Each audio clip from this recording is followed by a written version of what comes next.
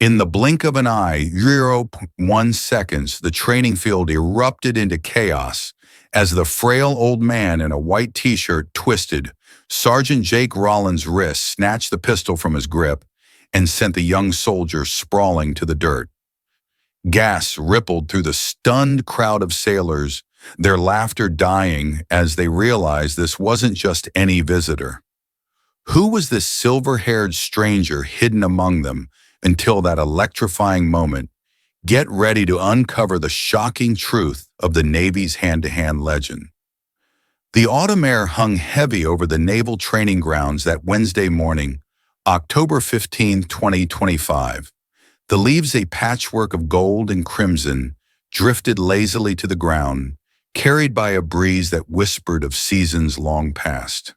The faint scent of pine mingled with the crispness of the day, a scent that might have stirred memories in the hearts of those old enough to recall the forests of their youth or the battlefields beyond.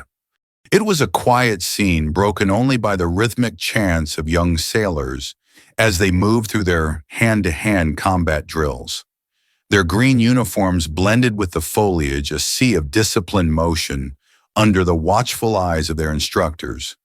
At the edge of the field stood a figure who seemed out of place. Tom Hargrove was a man of 70, his silver hair catching the sunlight like a crown of frost. His frame was lean, almost frail-looking, in a simple white t-shirt and faded jeans, his hands weathered with the lines of a life well lived. He stood beside Colonel Hank Whitaker, a stooped but proud figure of 80, his uniform adorned with medals that glinted faintly. The younger sailors cast curious glances their way, but most dismissed the old man as just another visitor, perhaps a retired officer or a relative of someone important. No one knew the truth, not yet. Hank cleared his throat, his voice carrying the gravel of years as he addressed the group. "Men, we've got a special guest today. This is Tom Hargrove. He's here to observe and maybe share a thing or two. Give him your respect." The words were simple, but they hung in the air with an unspoken weight. The sailors nodded politely, though a few exchanged smirks. To them, Tom looked like he belonged more on a porch swing than a training field. Among the group was Sergeant Jake Rollins, a broad-shouldered 25-year-old with a crew cut and a tattoo of an anchor on his forearm. Jake was the unofficial leader of the younger set, his confidence bordering on cockiness. He'd seen action in a few skirmishes overseas, enough to earn him a reputation, and he carried himself with the swagger of youth. As he watched Tom shuffle forward, he leaned over to his buddy, Private Mike Torres, and muttered, "What's this old-timer going to teach us how to knit?" A ripple of laughter followed, soft but sharp enough to reach Tom's ears. Tom's lips twitched into a faint smile, but his eyes, deep and unreadable, remained fixed on the horizon. He didn't respond, didn't rise to the bait. Instead, he turned to Hank, who gave him a knowing nod. The old colonel had seen that look before, back in the days when Tom's hands were quicker than a rattlesnake's strike. But that was a story buried deep, one that neither man spoke of lightly. As the drills resumed, Tom watched in silence. The young men moved with precision, their movements sharp but predictable. He noted the way Jake overextended his punches, the way Mike left his guard too low. It was good training, solid, but it lacked the edge of real survival. Tom's mind drifted unbidden to a time when every move meant life or death.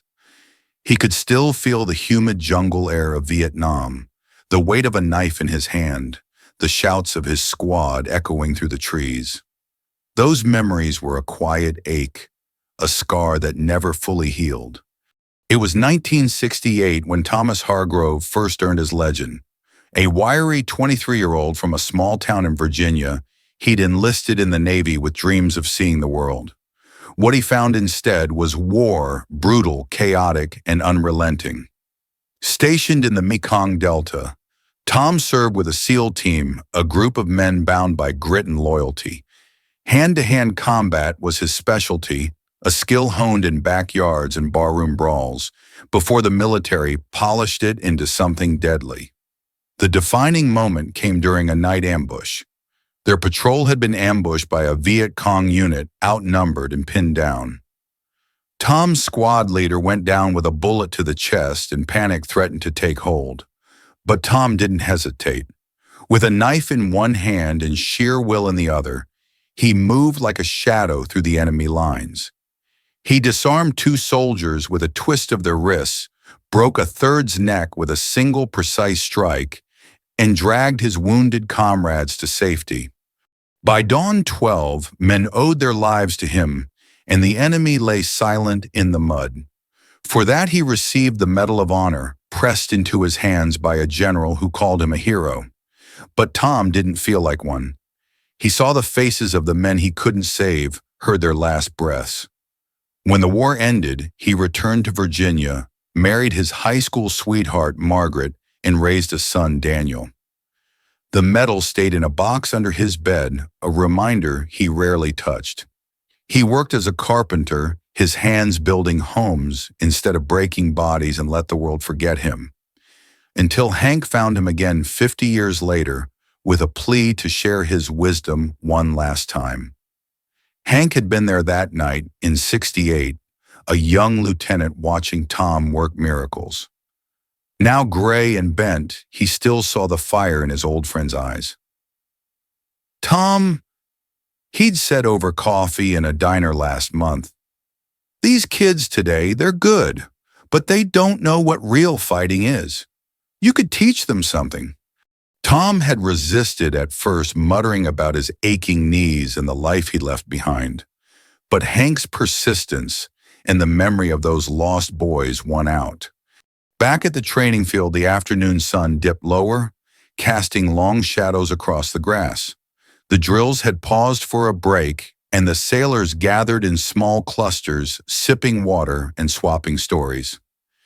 Jake, still riding the high of his earlier jest, decided to push the old man further. He sauntered over, hands on his hips, and grinned. "So, Mr. Hargrove, you ever throw a punch in your day, or were you too busy polishing metals?"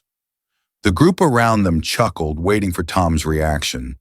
For a moment he stood still, his gaze dropping to the ground as if weighing his words. Then he looked up, his voice soft but firm.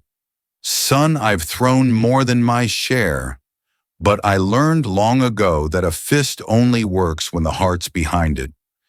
You'd do well to remember that." Jake's grin faltered, but he pressed on undeterred. "Big words. How about you show us then one round right here? Let's see what you got." The challenge hung in the air, a gauntlet thrown down in front of the whole squad. Some of the younger men egged Jake on, their voices a mix of amusement and curiosity. Others, like Mike, shifted uncomfortably, sensing something they couldn't name. Tom glanced at Hank, who raised an eyebrow but said nothing. The old colonel knew better than to interfere. Tom sighed a sound that carried the weight of decades and nodded. "All right, one round, but let's keep it friendly." The circle formed quickly, a ring of green uniforms and eager faces. Jake handed his training pistol to a buddy, cracking his knuckles with a smirk. "Don't worry, old man, I'll go easy on you." Tom didn't reply, just stepped into the center, his posture relaxed, almost casual. The contrast was stark, Jake's muscular build against Tom's wiry frame. Youth against age, bravado against silence. Hank raised a hand to signal the start. The moment it dropped, Jake lunged, aiming a quick jab at Tom's chest. But the old man moved with a fluidity that defied his years. He sidestepped, caught Jake's wrist, and twisted it just enough to make the sergeant wince. The crowd gasped, their laughter dying in their throats. Jake recovered, growling, and threw a harder punch, this time with his left. Tom ducked his hand, snapping up to block, then pushed Jake back with a gentle but firm shove. "Easy now," Tom said, his voice steady. "You've got strength, but you telegraph every move. Keep your guard up." Jake's face flushed with embarrassment and anger. He stepped back, breathing hard, and motioned for his pistol to be returned. Let's make it interesting, he said, gripping the weapon and pointing it, not loaded, but still a bold move. Think you can take this from me? The air grew thick with tension. Some of the soldiers muttered protests, but Jake's pride wouldn't let him back down. Tom's eyes narrowed slightly, a flicker of something ancient stirring within them. He nodded once, and the stage was set. The training field fell silent as the autumn sun dipped lower, casting a golden hue over the circle of soldiers. The air was thick with anticipation, the earlier laughter replaced by a tense hush. Tom Hargrove stood opposite Sergeant Jake Rollins, the young man's training pistol held loosely in his hand, a challenge glinting in his eyes. The other sailors leaned in their breaths, shallow, unsure whether to cheer or hold their tongues. Colonel Henry Hank Whitaker watched from the sidelines, his weathered face unreadable, though a faint smile tugged at the corners of his mouth. He knew what was coming, even if no one else did. Jake shifted his stance, the pistol raised in a mock threat, his tattooed arm flexing with youthful confidence. "Let's see you try, old man," he taunted, his voice carrying a mix of bravado and uncertainty. The soldiers around him murmured, some nudging each other, others exchanging wary glances. Tom remained still, his silver hair catching the light, his expression calm but focused. For a moment it seemed time itself paused, the rustling leaves and distant bird calls fading into the background. Then in a blur of motion it happened. Tom stepped forward, his movements so swift they defied his age. His left hand shot out, gripping Jake's wrist with an iron hold, while his right twisted the pistol free in a single fluid motion. The weapon clattered to the ground before Jake could blink, and with a gentle but firm push, Tom sent the younger man stumbling back, landing on his rear with a thud. The whole exchange took less than a second, 0.1 seconds, as the stunned onlookers would later swear. The silence that followed was deafening, broken only by Jake's sharp intake of breath as he stared up at the old man, wide-eyed and breathless. The circle of soldiers erupted into a mix of gasps and whispers. "Did you see that?" one muttered. "He's like a ghost," another exclaimed. Mike Torres, Jake's friend, rushed to help him up, but Jake waved him off, his face a mask of shock and embarrassment. He rubbed his wrist, still feeling the sting of Tom's grip, and met the old man's gaze. There was no triumph in Tom's eyes, only a quiet steadiness that made Jake's bravado crumble. Hank stepped forward, his boots crunching on the fallen leaves, and raised a hand for silence. The crowd obeyed their attention, shifting to the colonel. "All right, men," he began, his voice rough but commanding. "I think it's time you knew who you're dealing with." He turned to Tom, giving him a nod of respect before addressing the group. "This is Thomas Hargrove, once the finest hand-to-hand combatant the Navy ever trained. A legend from the Vietnam War, a man who saved 12 of his brothers in '68 during an ambush that should have wiped us out." The words landed like stones in a still pond, sending ripples through the young soldiers. Jake, still dusting off his uniform, looked up, his expression shifting from disbelief to awe. Tom stood quietly, his hands clasped behind his back as Hank continued. "He took down 5 enemy fighters with nothing but a knife and his bare hands. Earned the Medal of Honor for it, though you won't find him bragging about it. He's been hiding out in Virginia ever since, building homes instead of breaking bones. But I asked him here today to show you what real skill looks like, and to remind you that age doesn't dim a warrior's spirit." A murmur of respect spread through the group. Some of the younger men stepped closer, their earlier mockery forgotten, replaced by a hunger for the stories they sensed lay behind Tom's quiet demeanor. Jake rose to his feet, his pride bruised but his curiosity piqued. He approached Tom, extending a hand. "Sir, I'm sorry. I didn't know. That was incredible." Tom took the hand, his grip firm but gentle, and shook it with a small smile. "No harm done, son. You've got fire in you that's a good start. Just learn to temper it with patience. That's what kept me alive." The sincerity in his voice struck a chord, and Jake nodded, a flush of gratitude mixing with his embarrassment. The soldiers gathered around, their questions tumbling out like leaves in the wind. "What was it like in Vietnam?" one asked. "How'd you learn to move like that?" Another chimed in. Tom raised a hand to quiet them, his gaze drifting to the horizon where the sun was sinking into a sea of orange and purple. He took a deep breath, the weight of memory settling on his shoulders, and began to speak. "It was hell, boys," he said softly, his Virginia drawl thickening with emotion. "Hotter than a skillet with mosquitoes big as your thumb. We were young like you, full of spit and vinegar.